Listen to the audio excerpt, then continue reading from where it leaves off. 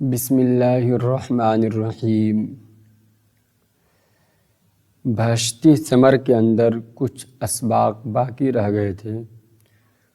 باقی اسباق آپ کی خدمت میں پیش ہے۔ آج دیکھیے سوال ہے، عورت کو کتنے کپڑوں میں اور مرد کو کفن میں کتنے کپڑے دینا سنت ہے؟ یعنی عورت کو کتنے کپڑے اور مرد کو کفن میں کتنے کپڑے دینا سنت ہے؟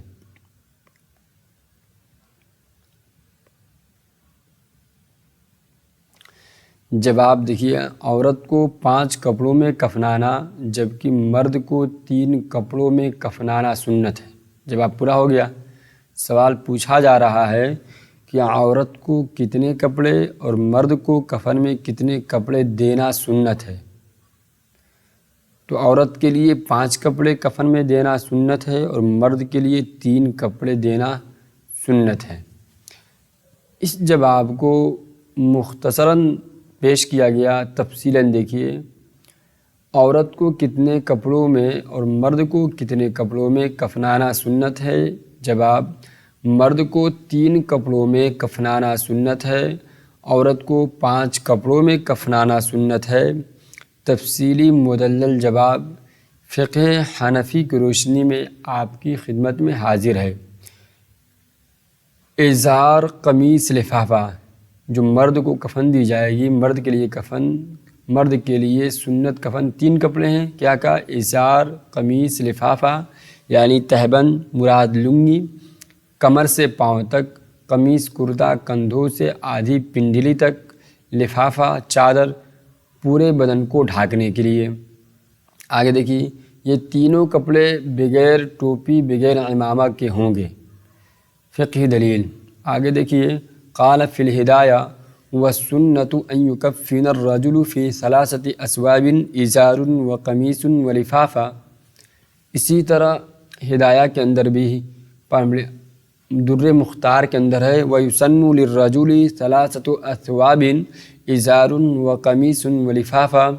حدیث سے دلیل، حضرت عائشہ رضی اللہ عنہا فرماتی ہیں، کفنا رسول اللہ صلی اللہ علیہ وسلم فی 3 اثواب بیض سحولیۃ من کرسف لیس فیہا قمیص ولا عمامہ۔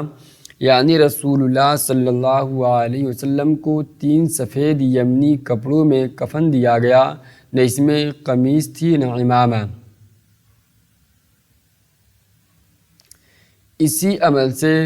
اسی عمل سے فقہائے احناف نے مرد کے لیے 3 کپڑوں کا کفن دینا مسنون سنت قرار دیا ہے۔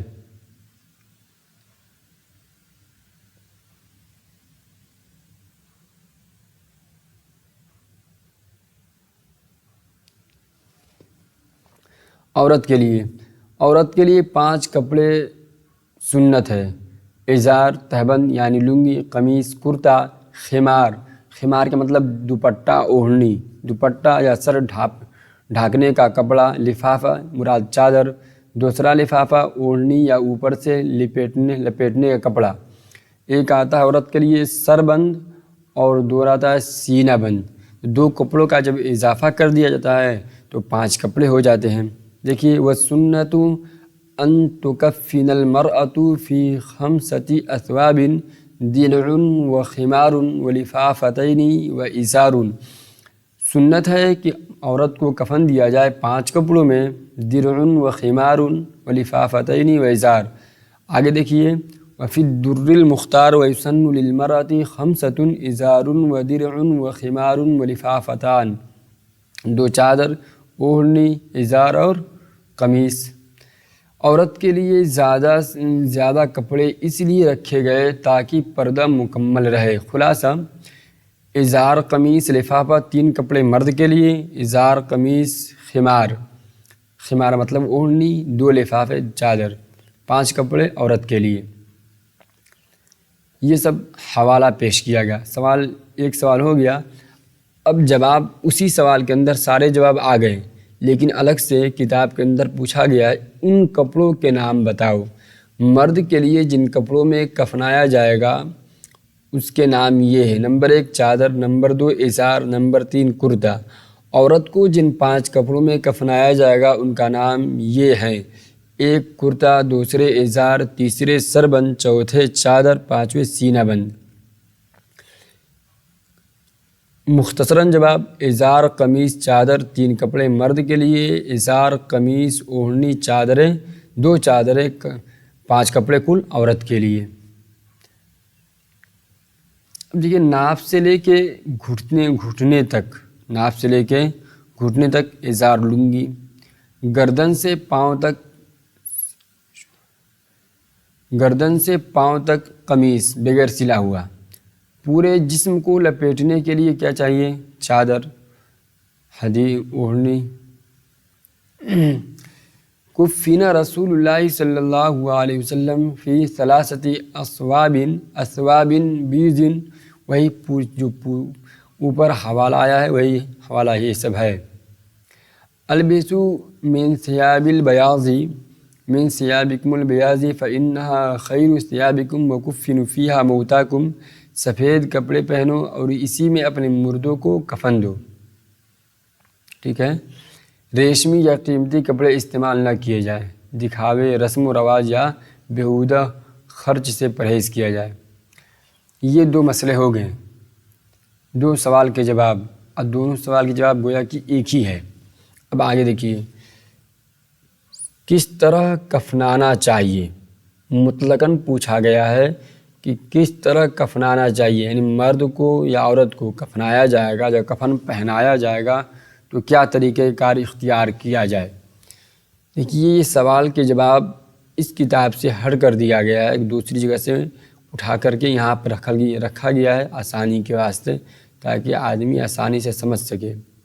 کفن کو 3 دفعہ یا 5 دفعہ یا 7 دفعہ لوبان وغیرہ کی دھونی دی جائے، سنت طریقہ ہے، مستحب طریقہ ہے۔ پہلے چادر بچھائی جائے، پھر ازار اور اس کے اوپر کرتا۔ پہلے چادر بچھائی جائے، پھر ازار، چادر کے بعد لنگی یعنی ازار اور اس کے اوپر کرتا۔ کرتے کو درمیان سے چاک کر کے اس میں گلے کی جگہ بنا لی جائے، کرتے کا نچلا حصہ ازار پر بچھایا جائے اور اوپر کا باقی حصہ سرہانے کی طرف رکھ دیا جائے۔ اگر میت عورت ہے تو چادر بچھا کر اس پر سینہ بند اور پھر ازار اور پھر کرتا بچھایا جائے۔ پھر غسل دیے ہوئے مردے کو تختہ سے آہستگی سے اٹھا کر کفن پر لٹایا جائے اور کرتے کا جو نصف حصہ سرہانے کی طرف تھا اس کو سر کی طرف الٹ دیا جائے کہ کرتے کا سوراخ گلے میں آ جائے اور پیروں کی طرف بڑھا دیا جائے۔ کرتا پہنانے کے بعد جو تہبند چادر سطر کے واسطے میت کے بدن پر ڈالی گئی تھی اسے نیچے نکال دیا جائے۔ اگر میت عورت ہے تو اس کے سر کے بالوں کو 2 حصے کر کے کرتے کے اوپر سینے پر ڈال دیے جائیں، ایک حصہ داہنی طرف اور ایک بائیں طرف۔ اس کے بعد سربند، پھر سربند، اس کے بعد سربند سر پر اور بالوں پر ڈالا جائے، اس کو نہ باندھا جائے نہ لپیٹا جائے۔ اس کے بعد سربند سر پر اور بالوں پر ڈالا جائے، اس کو نہ باندھا جائے نہ لپیٹا جائے۔ جو کفن کا حصہ سربند ہے اس کے بارے میں بات ہے۔ پھر سر اور اوڑھنی پر عطر وغیرہ کوئی خوشبو لگا دی جائے۔ یاد رہے کہ مرد کو زعفران نہیں لگانی چاہیے اور عورتوں کو تیز پھیلنے والی خوشبو نہیں لگانی چاہیے۔ یہ کفن کے ساتھ بھی ہے اور عام حالت میں بھی یہی مسئلہ ہے۔ پھر سجدے کے موقع پیشانی، ناک، دونوں ہتھیلی، دونوں گھٹنے اور دونوں پنجے پر کافور مل دیا جائے۔ یہ سوال مستقل آ رہا ہے۔ سجدے کے موقع یعنی جو جہاں پر اعضائے سجدہ، ناک، پیشانی، ناک، دونوں ہتھیلی، دونوں گھٹنوں اور دونوں پنجے پر کافور مل دیا جائے۔ پھر ازار کا بایاں پلہ یعنی کنارہ میت کے اوپر لپیٹ دیا جائے، پھر دایاں پلہ لپیٹا جائے، یعنی بایاں پلہ نیچے رہے اور دایاں اوپر۔ اگر میت عورت ہے تو ازار لپیٹنے کے بعد سینہ بند کو سینے کے اوپر بغلوں سے نکال کر گھٹنوں تک دائیں بائیں سے باندھ دیا جائے۔ پھر چادر اسی طرح لپیٹ دی جائے، پہلے بائیں طرف پھر داہنی طرف، یعنی بایاں پلہ نیچے رہے اور دایاں اوپر۔ پھر کسی دھجی سے پیر اور سر کی طرف کفن کو باندھ دیا جائے اور ایک بند کمر کے پاس بھی باندھ دیا جائے تاکہ راستے میں کفن نہ کھل جائے۔ قبر میں مردہ کو قبلہ رخ لٹانے کے بعد کفن کی یہ گرہیں کھول دی جائے گی۔ یہ پوری تفصیل پیش کر دیا گیا۔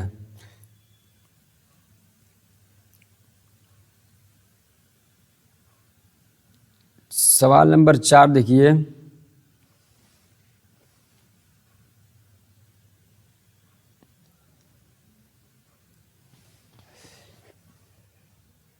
اب انہی سب چیزوں کی دلیل ہے۔ جب کفن کو دھونی دینے کی بات کی گئی ہے تو وَيُخَمَّرُ الْكَفَنُ، کفن کو دھونی دے دی جائے خوشبودار چیز سے۔ کفن کو 3، 5 یا 7 بار لوبان یا عود کی دھونی دینا سنت ہے۔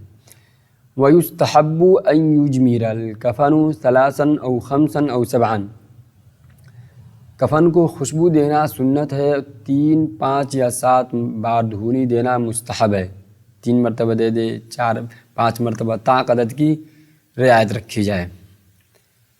وَيُوضَعُ الْكَفَنُ عَلَى سَجَّادَةٍ أَوْ سَرِيرٍ وَيُجْعَلُ الْإِزَارُ ثُمَّ الْقَمِيصُ عَلَيْهِ، غسل دینے کے بعد میت کو آہستگی سے کفن پر لٹایا جائے۔ پورے طریقہ جو آپ پڑھے ہیں وہی ہے، دلائل کی ضرورت ہو تو نیچے رابطہ کر لیں، آپ کو دلائل پوری مل جائے گی۔ وَيَجْعَلُ شَعْرُهَا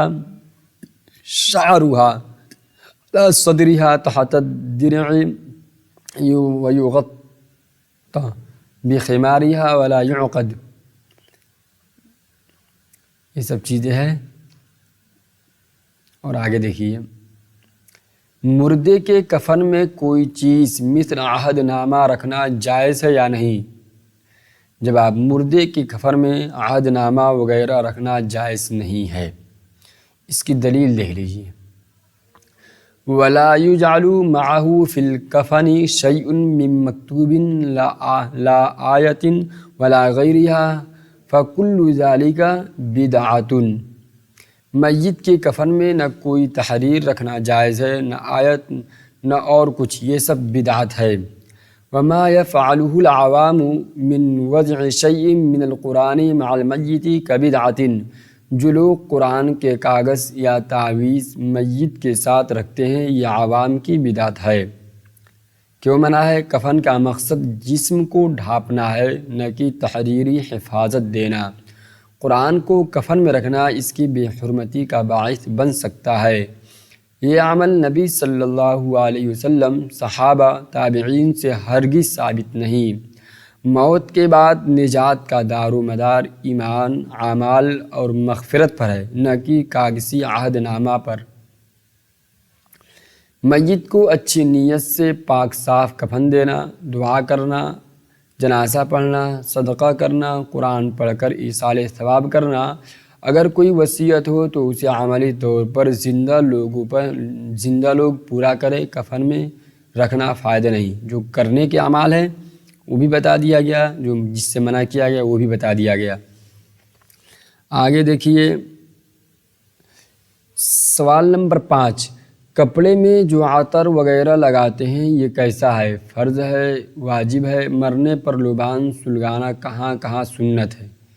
اس کا تو میں نے کہاں والا شاید نوٹ نہیں کیا۔ دیکھیے، کفن میں عطر یا خوشبو لگانا نہ فرض ہے نہ واجب، بلکہ سنت اور مستحب ہے۔ یہ ہو گیا فرض واجب۔ لبان سلگانا کہاں سنت ہے؟ دیکھیے، کفن میں خوشبو رکھنا مستحب ہے، جیسے کافور، اور سجدے کے اعضاء پیشانی، ہاتھ، گھٹنے، پاؤں پر مشک لگانا مستحب ہے۔ سلگانا کہاں کہاں سنت ہے؟ یہاں سلگانے کی بات ہے۔ کفن میں کافور و خوشبو رکھنا مستحب ہے، لگانا۔ کفن دیکھیں، طاب یطیب و یطیب کفنہ و کافورہ، کفن کو خوشبودار کرنا مستحب ہے، کیونکہ رسول اللہ صلی اللہ علیہ وسلم کو خوشبو لگے ہوئے سفید کپڑوں میں کفنایا گیا۔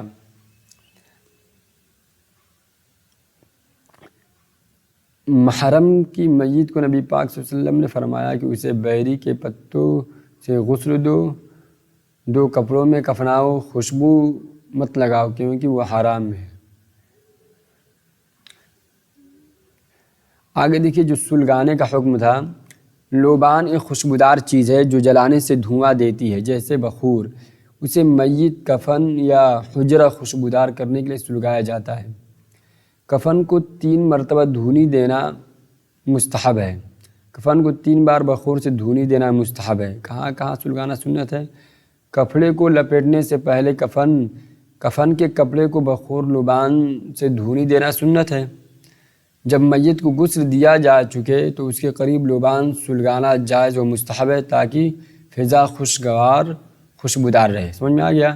کفن کو اور غسل میت دینے کے بعد قبر میں اتارتے وقت یا جنازے سے پہلے۔ بعض فقہاء نے لکھا ہے کہ قبر یا جنازے کے مقام پر بخور جلانا جائز ہے لیکن سنت نہیں۔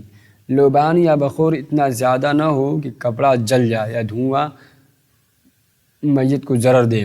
عورت کے جنازے کے وقت خوشبو میں مبالغہ نہ کیا جائے۔ یہ کچھ 5 سوال تھے، ان کے جوابات آپ کے سامنے جیسے تیسے پیش کر دیا گیا۔ کچھ کمی ہوگی تو تنبیہ فرما دیجیے گا۔